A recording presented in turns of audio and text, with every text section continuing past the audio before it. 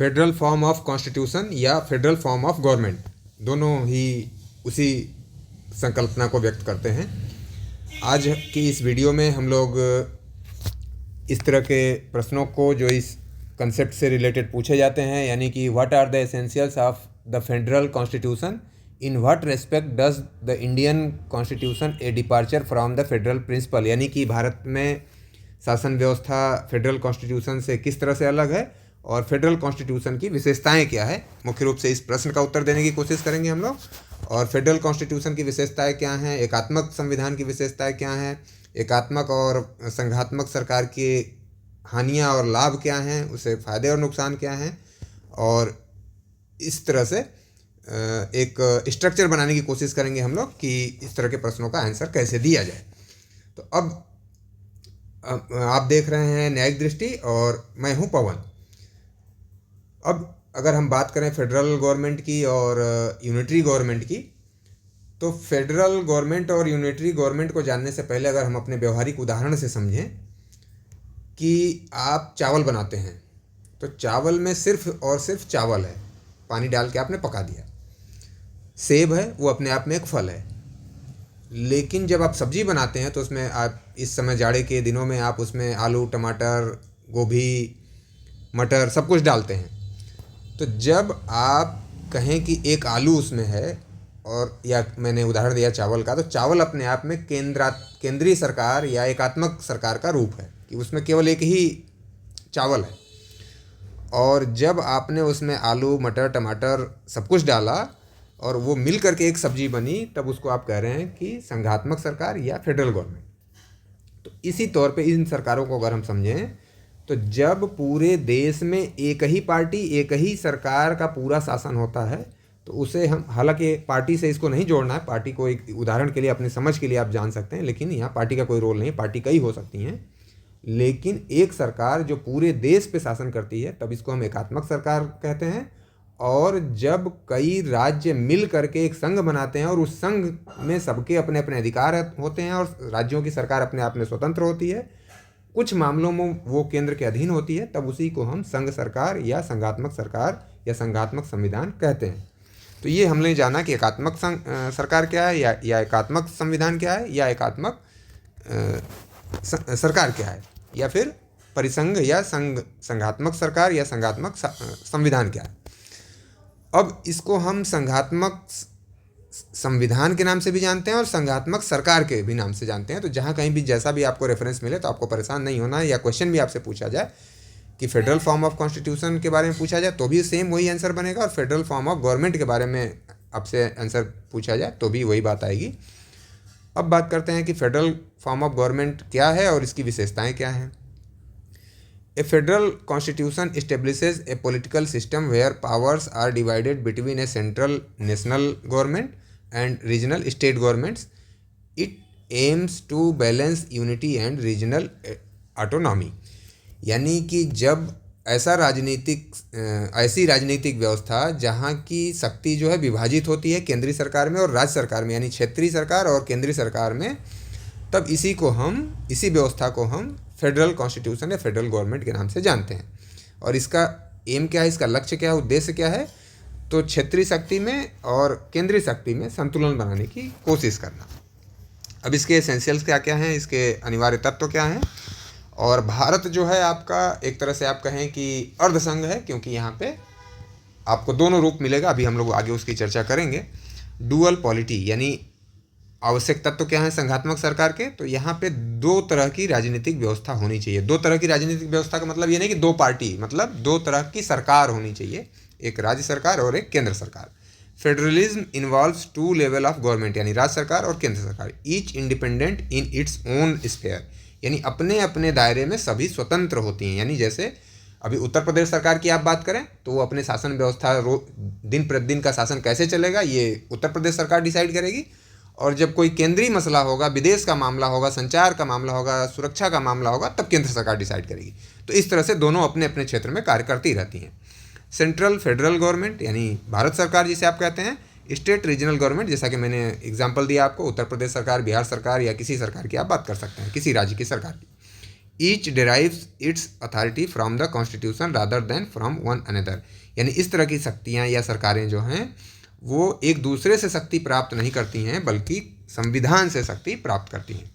Written constitution, इस तरह की सरकारों में या इस तरह के संविधान में संविधान हमेशा लिखित होना चाहिए, क्योंकि यदि संविधान लिखित नहीं होगा तो आए दिन उनके बीच विवाद होगा कि ये मेरी शक्ति है, दूसरी सरकार कहेगी ये मेरी शक्ति है, ये मेरा दायरा है, ये मेरा दायरा है। तो इन विवादों से बचने के लिए संविधान जो है लिखित होना चाहिए। A federal system requires a written constitution to clearly define the structure and power of governments and avoid conflicts. यानी वही विवाद से बचने के लिए स्पष्ट रूप से शक्तियों का विभाजन होना चाहिए। Examples, Indian constitution 1949, American constitution 1787। यानी यहाँ पे संविधान लिखित है। सुप्रीमेसी ऑफ कॉन्स्टिट्यूशन, यानी फेडरल गवर्नमेंट में या फेडरल कॉन्स्टिट्यूशन में संविधान की सर्वोच्चता होनी चाहिए। The constitution is the supreme law of the land. All laws made by both centre and state must confirm to it. Any violation can be declared unconstitutional by courts. यानी इस तरह के सरकारों में संविधान सर्वोच्च होना चाहिए। क्यों होना चाहिए कि यदि संविधान को सर्वोच्च नहीं माना जाएगा, संविधान के मैंडेट का पालन नहीं किया जाएगा, तो फिर सरकारें आपस में उनके मतभेद होंगे और मतभेद की वजह से ये सिस्टम कोलैप्स कर जाएगा। और सर्वोच्च न्यायालय हमेशा इस बात का ध्यान रखता है, दोनों के बीच में संतुलन बनाने की कोशिश करता है। यानी वो निर्वचन करता है संविधान की कि क्या गलत है क्या सही है। डिवीजन ऑफ पावर, शक्तियों का विभाजन होना चाहिए सरकारों में, वो राज्य सरकार के बीच और केंद्र सरकार के बीच। Federal constitutions clearly lay down powers of government units of 10 in list. यानी एक लिस्ट बनाई जाती है और लिस्ट में केंद्रीय सरकार की पावर, राज्य सरकारों के पावर और कंकरेंट लिस्ट की व्यवस्था की जाती है, जिसमें शक्तियों का स्पष्ट रूप से विभाजन होता है। तो union list for central authority के लिए, केंद्रीय सरकार के लिए। State list for state autonomy, यानी इनके अपने स्वतंत्रता के लिए और यानी स्वायत्तता के लिए। और कंकरेंट लिस्ट है, ये दोनों इसमें शेयर करते हैं और दोनों इन मैटर्स पे, इन सब्जेक्ट मैटर पे दोनों द्वारा विधि बनाई जा सकती है। जैसे अगर हम एग्जांपल लें तो विदेश, संचार, प्रतिरक्षा, ये केंद्र सरकार के अपने दायरे में आता है ये सब्जेक्ट मैटर। और अगर राज्य सरकार की बात करें हम तो कानून व्यवस्था, दिन प्रतिदिन की जो शासन प्रणाली है, ये सभी राज्य सरकार के क्षेत्राधिकार हैं। इसी तरह हम बात करें आपराधिक विधि, सिविल विधि, साक्ष्य विधि, तो ये कंकरेंट लिस्ट का पार्ट है। यानी इस पे दोनों विधियां बना सकते हैं, अमेंडमेंट कर सकती है राज्य सरकार भी। The object is to avoid overlap and ensure smooth functioning. यानी आसानी से शासन चलता रहे, एक दूसरे के क्षेत्राधिकार में एक दूसरे के द्वारा इंक्रोचमेंट न किया जाए, इसी बात के लिए डिवीजन ऑफ पावर होना चाहिए। रिजिडिटी ऑफ कॉन्स्टिट्यूशन, यानी संविधान को आसानी से चेंज न किया जा सके, अन्यथा एक सरकार अपने अगर वो सत्ता में आती है और मेजॉरिटी में है तो वो संविधान को परिवर्तित कर देगी और सारी व्यवस्था को बदल सकती है। तो constitutional amendment require special procedure and usually depends on the participation of state. यानी राज्य की भी भागीदारी हो संविधान के संशोधन करने में। तो आप देखेंगे कि हमारे संविधान में तीनों तरह की व्यवस्था है। बिल्कुल सिंपल मेजॉरिटी से भी बहुत सारे संशोधन किए जा सकते हैं और स्पेशल मेजॉरिटी की भी बात है, और स्पेशल में भी विशेष व्यवस्था है जहाँ की आधे राज्यों के द्वारा समर्थन प्राप्त होना चाहिए। Example, amendments affecting federal provisions require ratification by at least half the states, article 368 in India. यानी भारत में जो हमारा संविधान है उसमें संविधान के अनुच्छेद 368 में इस तरह की व्यवस्था की गई है। इंडिपेंडेंट जुडिशरी, जैसा मैंने कहा कि जो हमारी न्यायपालिका है वो संविधान का निर्वचन करती है और दोनों सरकारों के बीच संतुलन बनाने का कोशिश करती है, इसलिए इसकी स्वतंत्रता मस्ट है। यदि वो किसी का फेवर करने लगेगी तो फिर इस तरह की सरकारें चलाना संभव नहीं होगा। In independent judiciary such as the Supreme Court ensures interpretation of the constitution, यानी संविधान का निर्वचन कि क्या लिखा है उसका मतलब क्या है। क्योंकि सरकारों में क्या होगा कि एक सरकार कहेगी इस लिखने का ये मतलब है और इस लिखने का ये मतलब है, तो इसलिए एक इंडिपेंडेंट जुडिशरी होनी चाहिए जैसा कि सुप्रीम कोर्ट, और वो बताए कि इस लिखने का क्या मतलब है। Settlement of dispute between centre and state, यानी राज्य और केंद्र के बीच कोई डिस्प्यूट होता है तो इसका सेटलमेंट सुप्रीम कोर्ट के द्वारा किया जाता है। अभी आपने हाल ही में देखा कि तमिलनाडु सरकार और केंद्र सरकार के बीच राज्यपाल द्वारा विधेयक को अनुमति के प्रश्न पर विवाद था, तो उसका सेटलमेंट सुप्रीम कोर्ट ने किया। तो इस तरह के कन्फ्लिक्ट जब केंद्र सरकार और राज्य सरकार के बीच आएंगे तो सुप्रीम कोर्ट के द्वारा उसका निस्तारण किया जाता है। प्रोटेक्शन ऑफ फंडामेंटल राइट्स, यानी मौलिक अधिकारों का संरक्षण भी केंद्रीय जो हमारी न्यायपालिका है, यानी कि हम कहें कि सुप्रीम कोर्ट के द्वारा किया जाता है। और फंडामेंटल राइट्स का प्रोटेक्शन तो हमारे जो राज्य के उच्च न्यायालय हैं वो भी करते हैं। लेकिन वो स्वतंत्र होने चाहिए। बाइकैमरल लेजिस्लेचर यानी द्विसदनीय व्यवस्था होनी चाहिए, यानी एक सदन में दो भाग हों, दो हाउसेज हों, यानी जो एक राज्यों का प्रतिनिधित्व करे और एक लोगों का प्रतिनिधित्व करे। तो उसी तरह से आप देखेंगे कि हमारी पार्लियामेंट में, लोकसभा में हमारे द्वारा सीधे चुने हुए प्रतिनिधि जाते हैं और राज्यसभा में राज्यों के प्रतिनिधि आते हैं जो राज्यों को फेवर करते हैं। The federal system typically include to houses of parliament. The upper house represents state, example Rajya Sabha in India, US senate in America. तो इस तरह से फेडरल सिस्टम में ये व्यवस्था होनी चाहिए, राज्यों का प्रतिनिधित्व केंद्रीय संसद में होना चाहिए। In what respect does the Indian constitution depart from federal principle, यानी जैसा कि मैंने कहा कि जो प्रश्न मैंने लिया था सबसे स्टार्टिंग में, तो उस प्रश्न का पहला भाग ऊपर हम लोगों ने देखा कि फेडरल कॉन्स्टिट्यूशन के या फेडरल गवर्नमेंट की विशेषताएं क्या हैं। अब हम लोग देखेंगे कि इंडिया किस तरह से डिपार्ट करता है या किस तरह से उससे हटा हुआ है। अब उस तरह की भारत की विशेषताओं को हम लोग देखेंगे। Although India includes important element of federalism, यानी भारत में भी संघ सरकार के विशेषताएं हैं। It is not a pure federation like the United state, फिर भी ये अमेरिका की तरह से प्योर फेडरेशन नहीं है या प्योर संघात्मक सरकार यहाँ पे या संघात्मक संविधान नहीं है। The constitution has introduced several unitary features making India a quasi federal और federal with strong unitary bias system, यानी भारत में, भारतीय संविधान में बहुत सी विशेषताएं हैं संघ की, लेकिन इसके बाद भी ये एकात्मक विशेषताओं वाला भी संविधान है। और यहाँ पे हम कह सकते हैं कि अर्ध संघ की व्यवस्था है, और इसी तरह से हम कह सकते हैं कि संघ जो कि केंद्रीय झुकाव रखता है या केंद्र की तरफ उसका ज़्यादा भरोसा है। तो इस रूप में यहाँ संविधान हमारा कार्य करता है। अब एक एक विशेषताओं की बात करें भारतीय संविधान के या भारतीय परिसंघ की विशेषताओं की बात करें तो स्ट्रॉन्ग सेंटर, यानी यहाँ पे केंद्र जो है वो मजबूत है और राज्य की अपेक्षा उसके पास शक्तियाँ ज़्यादा हैं। More legislative, administrative and financial powers are vested in the union government.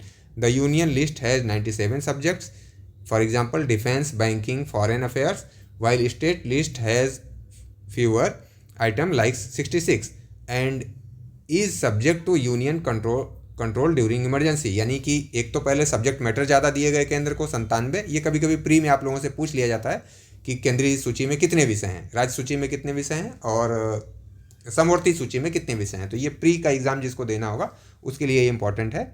और कभी कभी आपके लॉ जो हैं, क्रिमिनल लॉ किसके पार्ट हैं, सिविल लॉ किसके पार्ट है, एविडेंस किसका पार्ट है, ये सब भी आपसे पूछ लिया जाता है। इसके बाद सिंगल कॉन्स्टिट्यूशन, तो भारत में निश्चित रूप से सिंगल कॉन्स्टिट्यूशन है, यानी राज्यों का कॉन्स्टिट्यूशन हमारे यहाँ सिस्टम नहीं है। यानी अभी हम 2019 के पहले की बात करें तो जम्मू और कश्मीर में उसका अलग संविधान हुआ करता था, उसकी अलग नागरिकता हुआ करती थी, लेकिन अब ऐसा भारत में नहीं है। केवल एक संविधान है जो पूरे देश पे लागू है। तो ये कहीं ना कहीं भारत की अपनी एक विशेषता है। अनलाइक ट्रू फेडरेशंस, यानी जो वास्तव में संघ सरकार या संघ संविधान है, संघात्मक संविधान है, वहाँ पे दो संविधान होते हैं, राज्य के और केंद्र के। तो there is one constitution for the union and state. State does not have their own constitution except Jammu and Kashmir before 2019। वही बात मैंने जो आपको बताई। सिंगल सिटीजनशिप, यानी 2019 के पहले जम्मू एंड कश्मीर की अलग नागरिकता होती थी, अब वहाँ भी ऐसा नहीं है। तो यानी पूरे देश में केवल एक नागरिकता होती है, citizen of India. India provide single citizenship for all citizens, article 5 में ये बात कही गई है। In the United States there is dual citizenship of the country and of individual state, यानी राज्यों की भी अपनी नागरिकता है और केंद्र की भी अपनी नागरिकता है। Appointment of governors, the centre appoints the governor of each state, यानी जो केंद्र है वो गवर्नर को अपॉइंट करता है राज्यों में, और गवर्नर के पास बहुत सी पावर होती हैं, article 155। Who acts as a agent of the union, तो कहीं ना कहीं राज्यों का प्रभाव और नियंत्रण राज्यों के ऊपर है, ये देखने की हम लोग कोशिश कर रहे हैं। Governors can dismiss state ministries recommended presidents rule, यानी वो 356 लागू करने के बारे में रिकमेंडेशन भेजता है केंद्र को। तो ये कहीं ना कहीं केंद्र की तरफ झुका हुआ हमारा संविधान है। दिस डिक्रीजेज स्टेट ऑटोनॉमी, यानी राज्यों के प्रभुत्व को या उनकी अपने स्वतंत्रता को, स्वायत्तता को कहीं ना कहीं ये घटाता है या प्रभावित करता है। Parliament's power to change state boundaries, यानी जो हमारी केंद्रीय संसद है वो राज्यों की सीमा में परिवर्तन कर सकती है और इंक्रीज और डिक्रीज कर सकती है। Under article 3 parliament can create new state, ये भी प्री का क्वेश्चन है जुडिशरी का। इस तरह का क्वेश्चन आपसे पूछा जाता है कि किस आर्टिकल में ये बात कही गई है स्टेट बाउंड्रीज को चेंज करने की, क्रिएट करने की, और कभी कभी आपसे उल्टा पूछा जाता है कि किस अथॉरिटी को पावर है स्टेट बाउंड्रीज में चेंज करने के लिए, तो पार्लियामेंट को ये पावर है। Change boundaries, create new state, change names even without state approval, यानी स्टेट के अप्रूवल के बिना भी पार्लियामेंट ऐसा कर सकती है, यानी नए राज्यों का सृजन कर सकती है, उनके सीमा रेखा में परिवर्तन कर सकती है, उनका नाम परिवर्तित कर सकती है। ये पावर पार्लियामेंट को दिया गया है। Emergency provisions, India becomes unitary in emergency, यानी जब हमारे देश में आपात लागू हो जाता है तब तो विशेष रूप से केंद्र के पास सारी शक्तियाँ आ जाती हैं, यानी विधायी, कार्यपालिका और सभी तरह की शक्तियाँ केंद्र के पास होती हैं। National emergency, article 352, centre can legislate on state list and state governments work under union direction. Presidents rule, article 356, state government dismissed, centre assumes control. तो यानी उस समय, यानी जब हमारे यहाँ देश में राष्ट्रीय आपात होता है तब भी राज्य की शक्तियाँ केंद्र के पास होती हैं, और जब प्रेसिडेंट रूल लागू किया जाता है आर्टिकल 356 में, तब भी केंद्र के पास शक्तियाँ चली आती हैं। Financial emergency, article 360, union controls state finances, और जब वित्तीय आपात लगता है तब केवल फाइनेंशियल कंट्रोल आ जाता है केंद्र के पास। Integrated judiciary and administration, India has a single integrated judicial system with Supreme Court at the top. All India services, IAS, IPS, IFS under union control but serving both central and state, यानी एक service है और वो पूरे देश में वो लोग काम करते हैं, तो जबकि वो प्रदेशों में भी कार्य कर रहे हैं, प्रदेश कैडर में काम कर रहे हैं, लेकिन कंट्रोल उनका है केंद्र के पास। तो ये कहीं ना कहीं ये विशेषताएं हैं जो कि केंद्र को अधिक शक्तियां देने वाली या केंद्र की तरफ इनका झुकाव है। Next, residuary powers with the centre, जो वास्तविक संघात्मक संविधान होता है वहाँ पे जो हमारी शेष शक्तियाँ होती हैं वो राज्यों को दी जाती हैं, लेकिन भारत में यहाँ पे जो शक्तियाँ हैं, शेष शक्तियाँ, वो किसके पास हैं? वो केंद्र के पास हैं। All powers not include in any list, यानी जो हमने अभी नाम लिया केंद्रीय सूची, राज्य सूची और समवर्ती सूची, तो जो विषय इन तीनों सूचियों में नहीं है उनके बारे में कहा गया है धारा अनुच्छेद 248 में कि वो सारी शक्तियाँ केंद्र के पास होंगी और राज्यों को ऐसी शक्तियाँ नहीं होंगी। अनलाइक द US, यानी US में क्या है कि जो शेष शक्तियाँ होती हैं वो राज्यों के पास होती हैं। कंक्लूजन, निष्कर्ष क्या हम लोग निकाल सकते हैं कि India operates as federal system with strong centralised authority, यानी भारत में संघ सरकार तो है, संघात्मक संविधान है, लेकिन उसका झुकाव केंद्र की तरफ है, प्राधिकार अधिकतर मिला हुआ है केंद्रीय सरकार को। As doctor BR Ambedkar observe, यानी डॉक्टर अम्बेडकर जी ने क्या कहा था? The Indian constitution is federal in form but unitary in spirit, यानी संरचना में तो भारतीय संविधान संघात्मक संविधान है, लेकिन इसकी आत्मा जो है वो एकात्मक है, और भारत के दृष्टिकोण से आप कहें तो यह ऐसा आवश्यक भी था। Thus India is a best described as quasi federal, यानी अर्धसंघ, cooperative federalism with unitary bias, यानी केंद्रीय झुकाव के साथ सहकारी संघ, इसे हम कह सकते हैं। फेडरेशन विथ स्ट्रॉन्ग सेंटर, यानी केंद्रीय मजबूती के साथ संघात्मक व्यवस्था, स्पेशली ड्यूरिंग इमरजेंसी, और विशेष रूप से ये बात आ जाती है इमरजेंसी के दौरान या आपातकाल के दौरान। In normal times federal, in emergency times unitary and centralise, यानी हम ये भी कह सकते हैं कि नॉर्मल टाइम में तो ये संघ है, कोई दिक्कत नहीं है, लेकिन अगर हम विशेष समय में यानी इमरजेंसी में बात करें तो ये निश्चित रूप से केंद्रीय मजबूती वाला या केंद्रीकृत व्यवस्था वाला संविधान बन जाता है या सरकार बन जाती है। अब अगर हम अपने भारतीय परिप्रेक्ष्य में इसको देखने की कोशिश करें, दोनों के अगर गुण और दोष की बात करें, तो केंद्रीय व्यवस्था में कहा जाता है कि सरकार एक होती है, इसलिए बिना कन्फ्लिक्ट के सरकार चलती है और कामकाज अच्छे तरीके से होता है। और संघ सरकारों में क्या होता है कि अभी आप देखें कि 2 पार्टी की सरकार, यदि केंद्र में दूसरी पार्टी है और राज्य में दूसरी पार्टी है, तो कहीं ना कहीं कन्फ्लिक्ट्स होते रहते हैं, और कभी कभी क्षेत्रवाद को भी राज्य सरकारें बढ़ावा दे करके शासन में बने रहने की कोशिश करती हैं। तो अगर आप निष्पक्षता के साथ सोचें तो जब से देश आज़ाद हुआ है, दक्षिणी राज्यों की बात हम लोग करें और विशेष रूप से तमिलनाडु की बात करें, तो हमेशा केंद्र का विरोध करता रहता है और अपने तमिल अस्मिता के नाम पे क्षेत्रवाद को बढ़ावा देता है। तो इस तरह से कहीं ना कहीं कन्फ्लिक्ट होते हैं और देश के विकास में बाधा उत्पन्न होती है। दूसरा उदाहरण आप दे सकते हैं कि जब कांग्रेस की सरकार हुआ करती थी केंद्र और राज्यों में सभी जगहों पे, और बाद में जब केंद्र में सरकार जनता पार्टी की आई तो उन्होंने राज्यों में कांग्रेस की सरकार को बर्खास्त कर दिया। फिर जब कांग्रेस सरकार सेंटर में आई तो उन्होंने जनता पार्टी की राज्यों की सरकारों को बर्खास्त किया। तो ये दिक्कतें आती हैं जब हम कहें कि फेडरेशन का मामला होता है।